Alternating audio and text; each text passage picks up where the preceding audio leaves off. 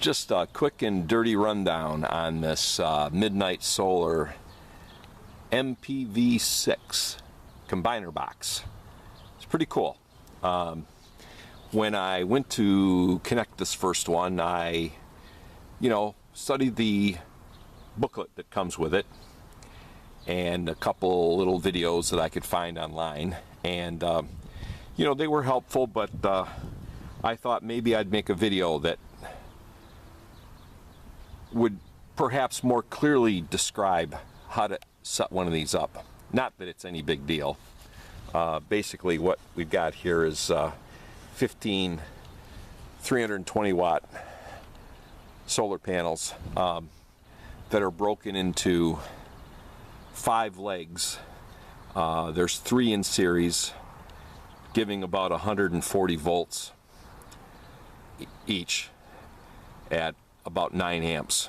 That would be short circuit voltage or short circuit current.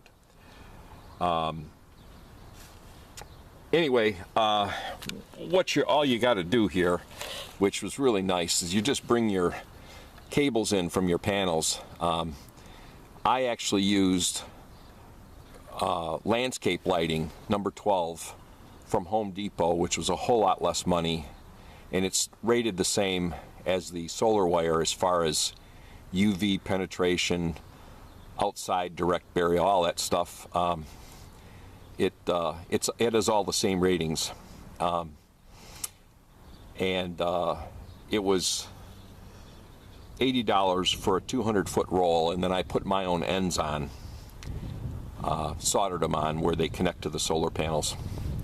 On these ends, you just bring in the positives, and you put your positives up to your underside of your breaker. That's a DC breaker that I bought right from Midnight Solar. And the nice thing is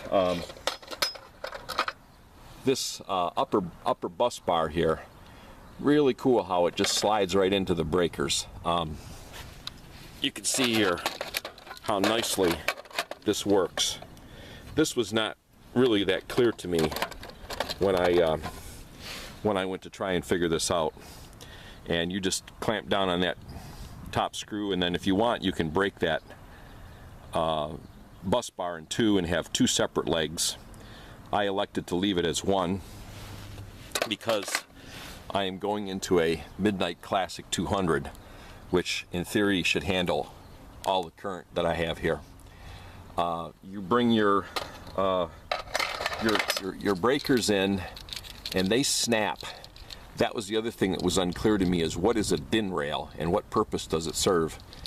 The DIN rail is nothing more than a support bracket for this breaker to snap onto, and you see it's got this little lock down here that will pull back if you want to release it, and it literally just snaps on, and then you can slide it side to side if you need to, which I did to get it lined up with the cover.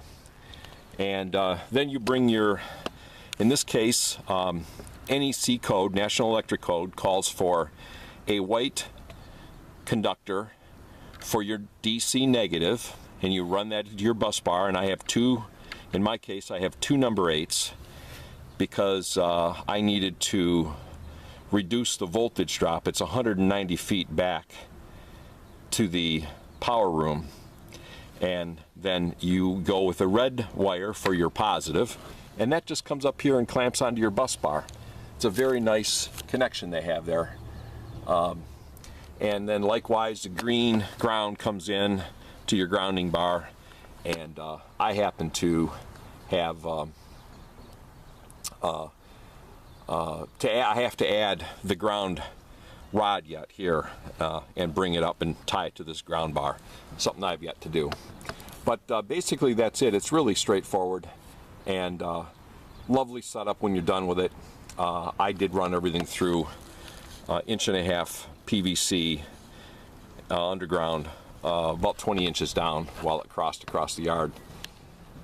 So it's all to code, and the nice thing is you can take right here, now we've got some sun, it's kind of overcast, but I was able to take my DC voltmeter, put it on volts, and go up and check and verify from the negative to the positive feed on each one of these breakers. I was able to verify that I have it connected properly.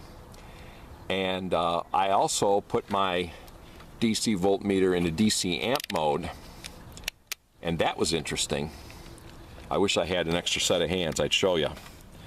But you can take then and do an amperage test coming off the bottom of each one of these to the breaker. I don't know if I can possibly do this. No, I have no way to hold the camera and show you, but very, very fascinating. I had about 5 amps at 130 volts on each one, and when you pull that positive lead off of that bottom, you got an arc coming off there. Like, you got to pull it back fast because it'll draw an arc that long. The reason why we have specific breakers for DC is that internally they can deal with that arc. So that's it. If you have any questions, feel free to leave a response, and I will do my best to address any question you might have. Thanks for watching.